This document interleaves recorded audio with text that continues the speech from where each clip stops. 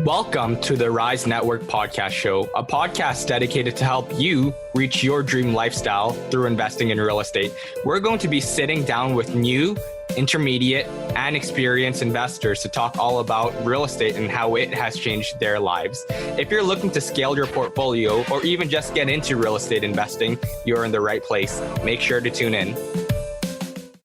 Hello, everyone. You are listening to the Rise Real Estate Investing Podcast with your host, Austin Ye, and Mayu cannot be with us here today. In fact, this is actually a solo episode. It's just going to be me talking. So if you guys don't like me, you might as well just cut this episode short. But we're going to be talking about joint ventureships. I recently did a presentation with Volition Properties talking about the ins and outs of joint ventureships, the risks that it has, the rewards that it may have for some investors. I know that's a hot topic, especially in today's market. A lot of people are looking to partner up with other investors as qualifying has become more difficult, as capital has become a little bit more tight. So I thought it would be a relevant conversation to have.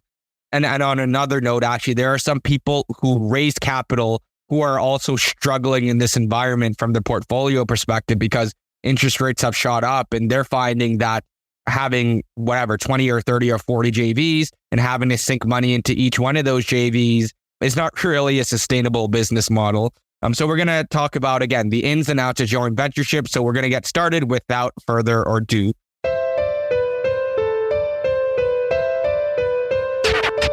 Before we get into joint ventureships, we got to understand what OPM is, or other people's money. Very common acronym in the real estate world. Basically, it's leveraging other people's capital or finances to invest in real estate properties. So the most common form of OPM we can think of is bank financing. When you go buy a property, the bank gives you 80% of the money and you put down 20% of the down payment. And thus you are leveraging the bank's money. So that's the most common form of OPM. There's also private money when you raise private funds from other people, vendor takebacks or seller financing, real estate syndications, crowdfunding, which has become much more recent of a hot topic. And lastly, joint ventureships, which is what we're going to talk about now. But generally speaking, as a successful investor, you want to leverage multiple forms of other people's money. So you don't just want to do joint ventureships. You want to mix that up with other funds as well. So you can mix JVs with seller financing, with private financing, with bank financing. In my journey, I've used a mix of all of them. I suggest as you go along in your real estate journey to use a hybrid of multiple different OPM. So what is a joint venture in a technical definition? Basically, it's two or more people pooling resources together to accomplish a goal. And it's nothing new to the real estate world. In fact, it exists in the business world for decades. For example, a real life corporate example, Nestle has partnered with KitKat to distribute KitKat products in the Canadian market. However, in the US, it's Hershey's who's partnered with KitKat to distribute KitKat products in the US market. So joint ventureships are not only a real estate term, but it's an everyday business term as well. In real estate specifically, there are three factors that make a successful joint venture. I like to call them resources. The first resource is money. And money is obviously the money you need to fund the deal. So to fund your down payment, to fund your renovations, and also the financing capability as well. It's one thing to have the cash, but if you can't qualify for the mortgage, that's another issue on its own. So the money aspect covers the capital and also the financing capability. The second resource is the people. These are the operators that execute the deal. So your property management, your contractors, your lawyers, your accountants, all of the people that make the deal successful and ensure that the deal is profitable. Believe it or not, finding the right people in real estate is extremely difficult. I've been dragged along a painful journey of contractors when getting started off in real estate investing, and it cost me thousands of dollars. Now, I have a pretty thick skin for stress. Not everyone may be able to handle the same stress as I do, but having the right people definitely alleviates the stress and help deals become more profitable. And the last resource is, speaking about deals, is the actual deal itself. So it's the property or project that you're purchasing that's going to make a profitable investment. And these can be properties that are on the market or off the market. And with a good deal, you need to look at price, the terms, the potential of the deal. Is there any upside, the profitability, and the risk of the deal? So when you have the money, when you have the people, and you have the deal, that's what makes a successful joint venture partner. Some partners are going to bring one or two resources, while the other partner is going to bring the remaining resources. Now, you may be asking yourself what the most important resource is. When I got started off in investing, I always thought money was the most important resource, obviously because I didn't have much of it, but also because it was crazy to me to think about someone who would give all the down payment and renovations to get into an investment property. What are they getting in return?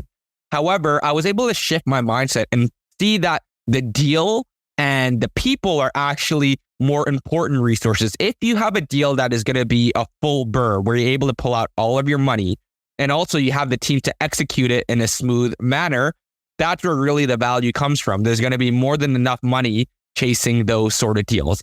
However, it's important to keep in mind, depending on where we are in the economic cycle, that may impact which resources are more important. So in 2021 and 2022, during the peak of the market, it was quite evident that money was abundant. Everyone had money. Everyone wanted to buy real estate, but there was just not enough deals that made sense. And contractors, property managers, so on and so forth, were extremely busy. So the most important resources was finding the right deal, the right profitable property, and also the people, finding good contractors that are going to do work affordably and quickly with high quality. Whereas the money was abundant, so it was a less important resource. So at that time, you could require better terms in your joint ventureship. However, now in a recessionary or declining environment, money becomes more important. And the reason being this is because qualifying for a mortgage has become much more difficult. Not everyone can qualify for a mortgage using a 9 or 10% stress test. Also, capital has become a more important resource because less and less people are saving money. Inflation has increased. People are worried about their jobs, so more people are preserving the money. Whereas properties are abundant. Finding deals is easier than ever because there are a ton of properties sitting on the MLS, a ton of properties sitting off the market. Contractors and property managers are less busy than before. They're trying to find ways to keep busy. And thus, finding decent contractors becomes much easier in a recessionary environment. So now the resource that becomes more important is actually the capital, and the less important resources are the deal and the people. So depending on where you are in the cycle may actually impact as well which resource is going to be more important, and thus may impact how you structure your joint venture partnership. Now, traditionally speaking, a joint ventureship involves two parties, an active partner and a passive partner. The active partner is going to bring the people and is going to bring the deal. And the passive partner is going to bring the capital. Now, how you split profits, cash flow, capital calls, and all of these other expenses and profits are going to be up to negotiation. But traditionally speaking, how most joint ventures work is that the capital partner is going to bring the money to purchase and renovate the property. They're also going to qualify for the mortgage. In some cases, the passive partner is going to be required for any capital calls. That means if a roof goes down 2 years from now, or if the furnace needs to be replaced, that's going to be on the onus of the capital partner. Anything related to money is on the onus of them. There's some other JV partners who structure it such that capital calls are split 50-50, but ultimately it's going to be dependent on you and your partner. The active partner is going to be responsible for doing all of the work. So the bookkeeping, finding the deal, negotiating the deal, executing the deal, negotiating with contractors, property management, maintenance, providing reports to the passive partner, basically everything on the active side so that the passive partner isn't doing much, if any, work at all, because their end of the bargain is bringing in the money. And how profits are split is 50-50. Upon sale of the property, which is usually a 5-year term, any upside to the property is going to be split 50-50. The cash flow is split 50-50. Any loss on the property, assuming that, let's say you sell and the property loses money, is also going to be split 50-50 as well. The capital partner is going to get all of their money back, including any capital calls, closing costs, expenses that came out of their pocket before any profit is split. So they're going to be made whole 100% before you get any sort of money. And thus your incentives are aligned in that case. That's the typical joint venture structure. but you don't have to keep it that way necessarily. You can be as flexible as you want. I know when I got started off investing in real estate, I wasn't able to raise 100% of the capital and have them responsible for the capital calls. So I had to sort of change my JV structure a little bit. So my first joint venture partnership was actually the JV partner bringing in the renovation money and the down payment. I was going to be holding the mortgage because borrowing capacity wasn't as important to me at that point in time. So I held the mortgage. They bought the money. I bought the deal. I bought the people and executed the deal accordingly. And after refinancing the property, any sort of money that's tied into the property, I'd split 50-50. So let's say they put in 100,000, we pulled out 90,000. So 10,000 is left in the property. I committed to put in half of whatever's tied in the property. So in this case, I would give $5,000 to the capital partner, and thus that would buy my share in the property. So that's how I structured it with my first JV. And then after I did a couple more, I structured it the traditional way, where they would bring all the money, they would qualify for the mortgage, they would be responsible for capital calls, and I was responsible for the execution of the deal and also bringing the deal itself. Most recently, I actually changed up my JV structure a bit just because, again, as we chatted about earlier, the time in the cycle matters to which resource is more important. I understand that qualifying's become more difficult, and that's a pretty important resource to me. And also capital has become more tight, so that's a more important resource. So how I structured it is that a capital partner brings in 100% of the initial capital up to agreed upon amount. So in one of my JVs, it was up to $200,000, and any overages are covered by the active partner, so myself. After we refinance the property, any capital that's tied in is going to be split between the both of us. The passive partner is going to hold a mortgage, and capital calls are going to be split 50-50 post-refinance. So with this particular example that I'm talking about, we're all in $240,000. And so my partner put in $200,000, I put in $40,000. We refinanced some money out, not all of it. So I ended up having some of my capital tied in along with the JV partner. And then after the fact, we had something go wrong with the roof and we had to go split that cost 50-50. But again, you have to be fluid with your JV structure as the market changes. And again, you can be as flexible as you want. A couple of things that you can play with is initial capital. The other party doesn't always need to bring in 100% of the money. They can bring in 70, you can bring in 30. You can be flexible with that. Cash flow. If cash flow is not important to you, you can give them 100% of cash flow. You can do 70-30, 80-20. Again, there's flexibility around that. Capital tied in. You can split the capital tied in after refinance by 50-50, or maybe they're responsible for 100% of the capital tied in. Maybe you guys will do 60-40. Again, there's flexibility around that. Capital calls. Are you going to do 50-50? Are they going to be responsible for it? Are you going to be responsible for it? Are you going to do a 60-40 split? Profit split upon sale. You can play around with the percentages there. And also the mortgage. Who's going to qualify for the mortgage? There's so many different terms that you can play around with the JV structure. And I think where most people get caught up is they think that it has to be one thing, but it could be fluid. It could change depending on your partner. It could change depending on your needs.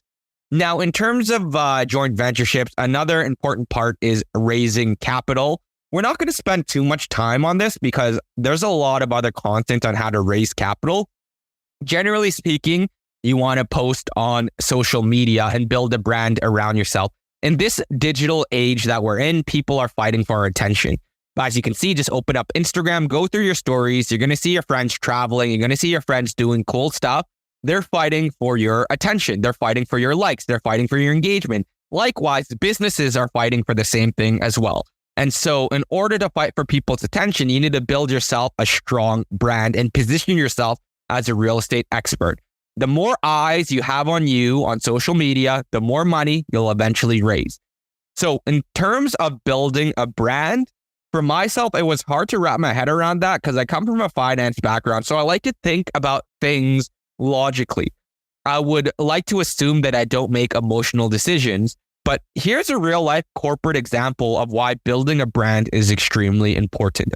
So in the 1980s, Coca-Cola was the leading beverage company by market share. And a lot of people said they preferred Coca-Cola because of the taste. They logically explained that it was better than Pepsi because the flavor was better. However, this wasn't necessarily true. Pepsi introduced the Pepsi Challenge in the 1980s, and that was actually one of the greatest marketing campaigns of all time. In 1983, Pepsi actually outsold Coca-Cola. And what did Coca-Cola do? Did they double down on branding? No.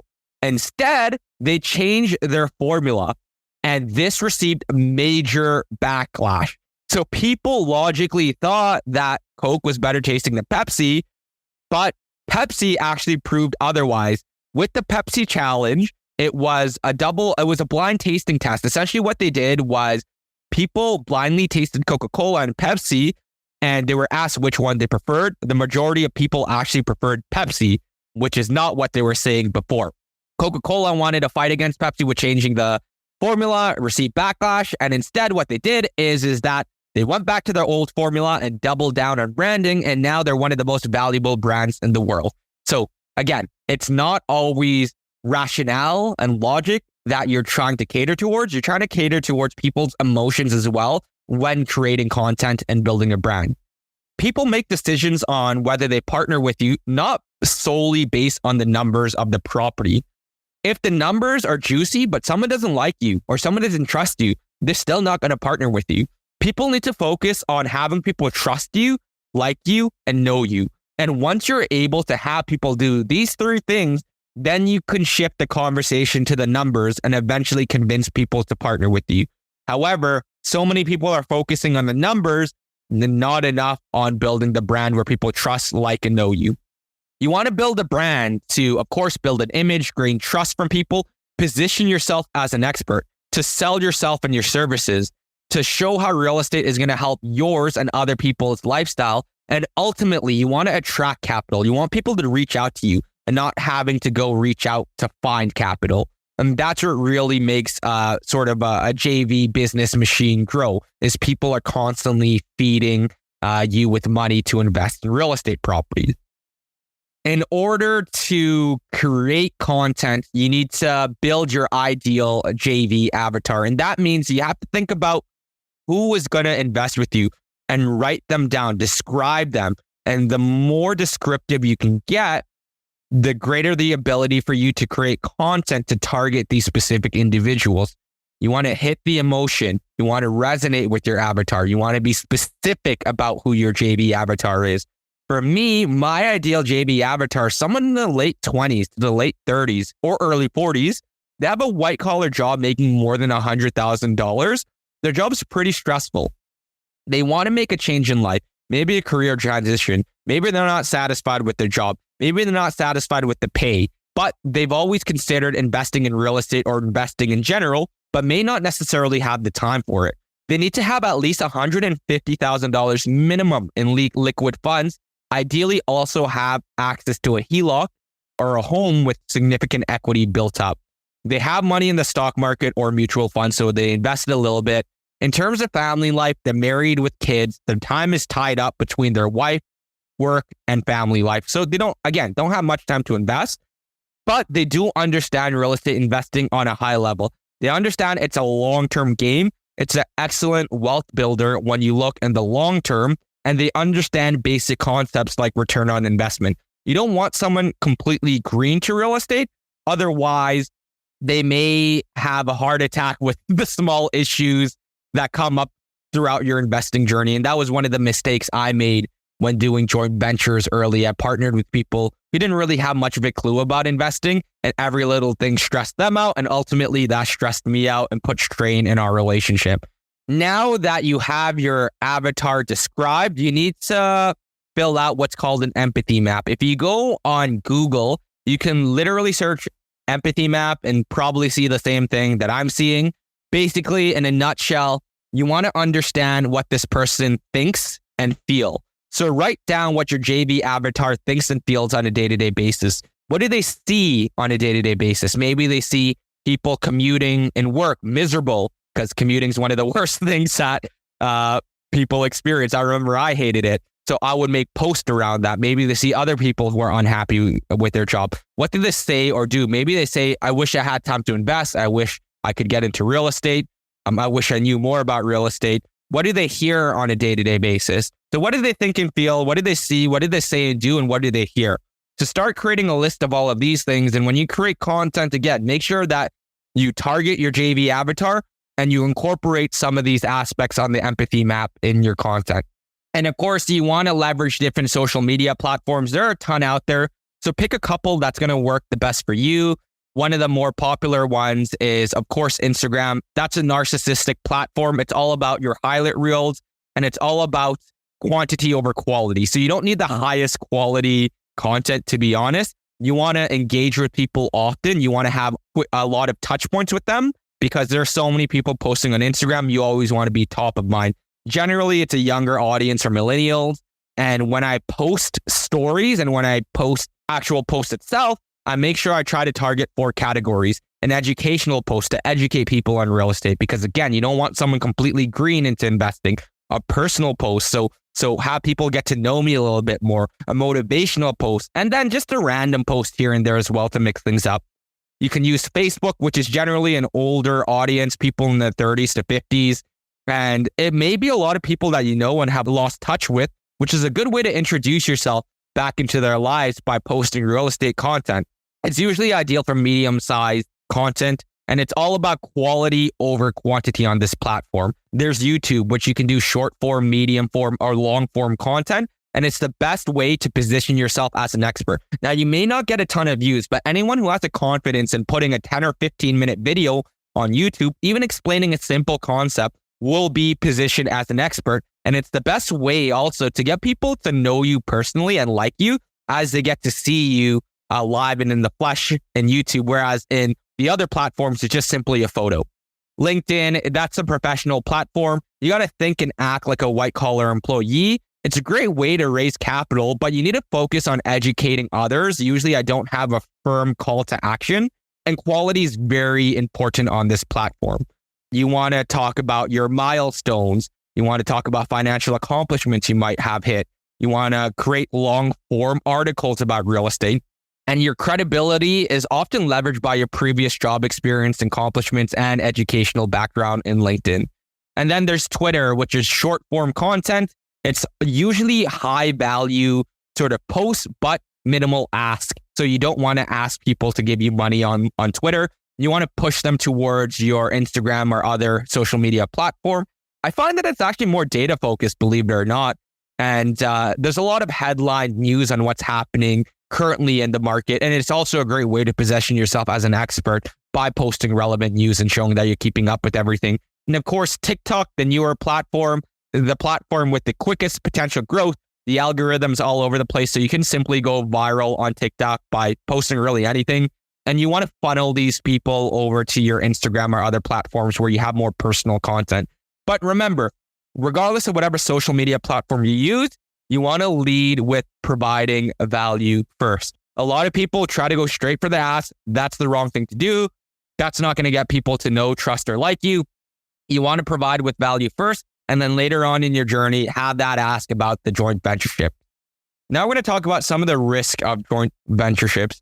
And I went through some of these problems myself. I've spoke with other people who had ran into a couple more problems. And I want to summarize it here because everyone talks about the pros, but there are always going to be cons with these things as well. One sort of risk to consider is the resource strength. So when you have multiple JVs, it's hard to communicate with everyone. And so you're going to need to eventually hire an admin or someone to help you. And you're going to need more resources to manage this business.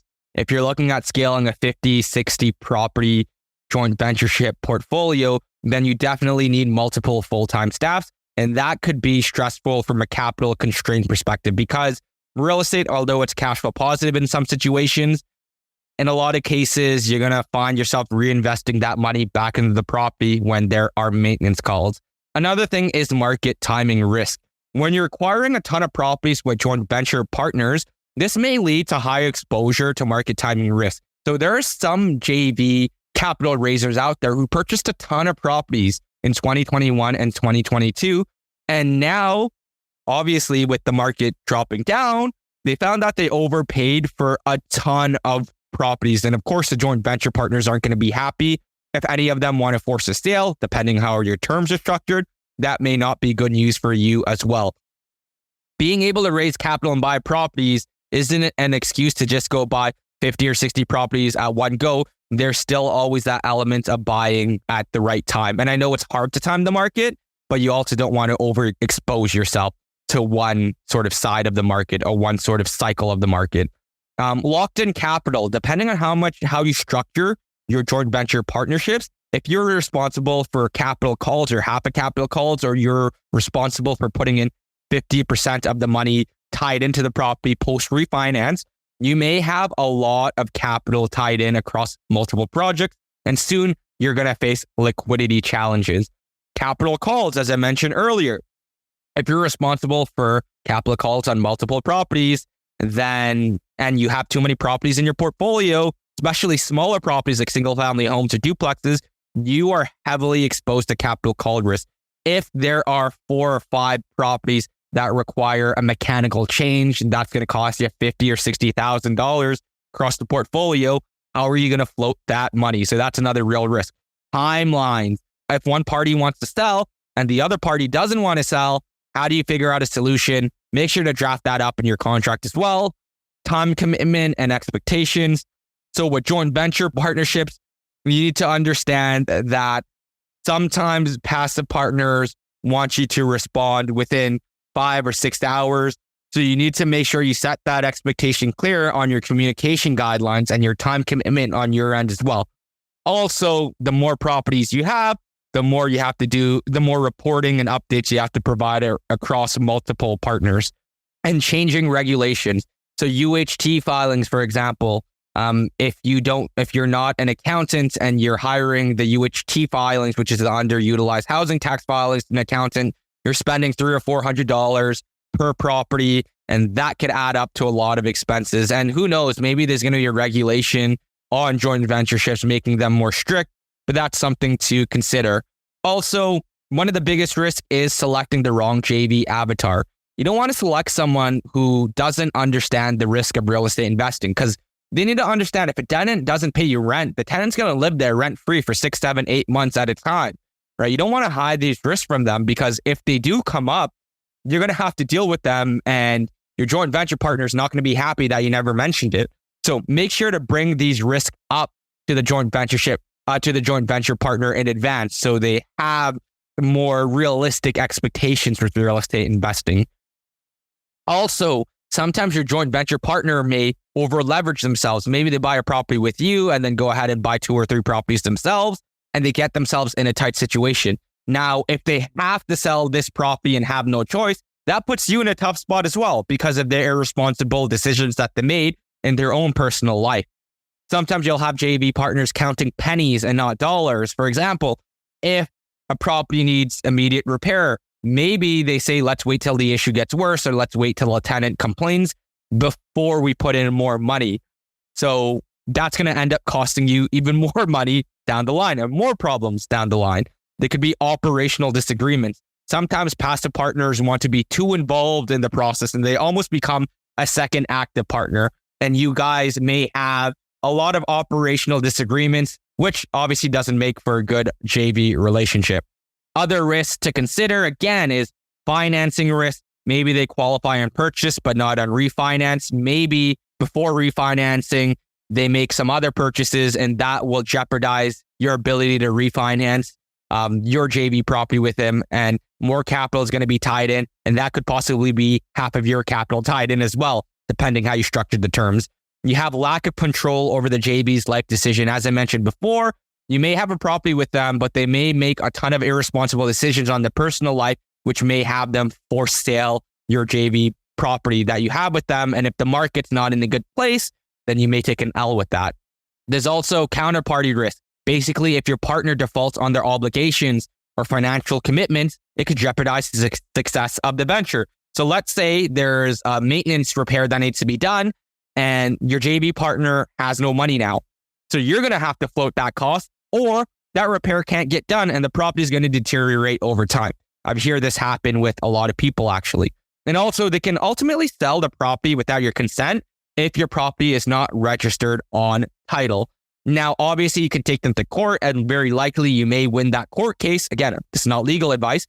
But however, nonetheless, if your JV contract is not registered on title, They may be able to sell the property without your permission, and then you may have to go through the courts to get that money back. Some of the questions that you can ask your joint venture, hopefully avoid these issues going forward, is ask them the expectations in the joint venture. Then express your expectations and the reality as well. Figure out what the employment is. Is it going to be a steady employment? What are the timelines that they're looking for? What is the cash flow expectations? How much capital are they comfortable having tied in? Are they looking for a BRRRR? What strategy are they looking to implement? What is their borrowing capacity? Are they pre-approved? Do they have any other big purchases coming up that will restrict their financing potential going forward? What do they consider a successful joint venture? What do they know about the risk of real estate investing? And make sure to explain the risk on your end as well.